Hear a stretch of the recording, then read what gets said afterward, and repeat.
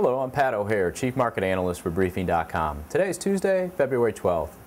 Warren Buffett, who is also known as the Oracle of Omaha, spoke to CNBC by phone Tuesday, and what he said was reassuring to the capital markets. Specifically, he said he had made an offer to the three largest bond insurers, MBIA, Ambac Financial, and FGIC Corp., to reinsure their municipal bonds. This is no small offer, as we're talking about roughly $800 billion worth of municipal bonds that Mr. Buffett astutely pointed out are now selling as if they were uninsured, or even in some cases a little worse. That condition is a byproduct of the risk these bond insurers took on when they branched out in an effort to expand their revenue and profit streams by insuring riskier instruments like collateralized debt obligations. That diversification effort has now come back to haunt the bond insurers as the collapse of the subprime mortgage market has manifested itself in a rising level of payment delinquencies and foreclosures that have raised the risk of default on the CDOs insured by the bond insurers. Their exposure to the CDO business has precipitated the need to raise capital so that they will be able to make good on claims resulting from the credit defaults. Even those efforts, though, are still viewed by many as being insufficient to cover the potential liabilities. The consequences of their exposure to the CDO business in particular has left them at risk of losing their essential AAA rating. In fact, some have already been downgraded. The fear for the market is that Moody's and/or Standard & Poor's will soon step up with downgrades for the major insurers and effectively set off a tidal wave of selling of municipal bonds, which carry their high ratings on account of being backed by the AAA-rated insurers.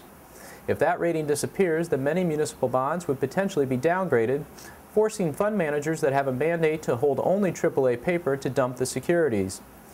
Mindful of this, the New York State Superintendent of Insurance has been orchestrating an effort to put together some sort of rescue plan for the bond insurers.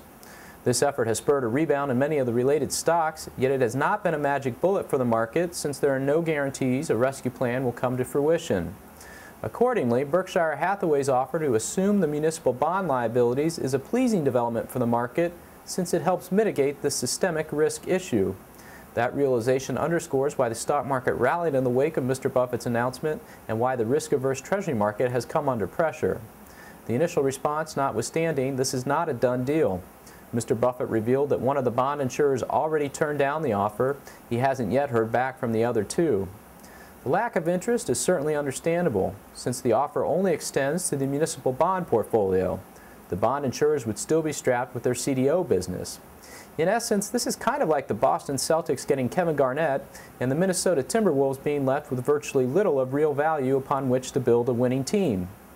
We digress, but the point is that it's far from a win-win proposition for the bond insurers.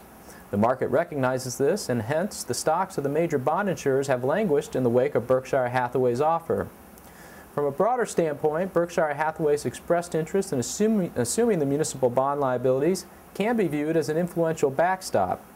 Even if all of the bond insurers turn the offer down, the market is at least cognizant that Mr. Buffett has expressed an economic interest in assuming these liabilities now, and presumably will have that same desire in the future if the bond insurers get tripped up for good with the loss of their AAA rating.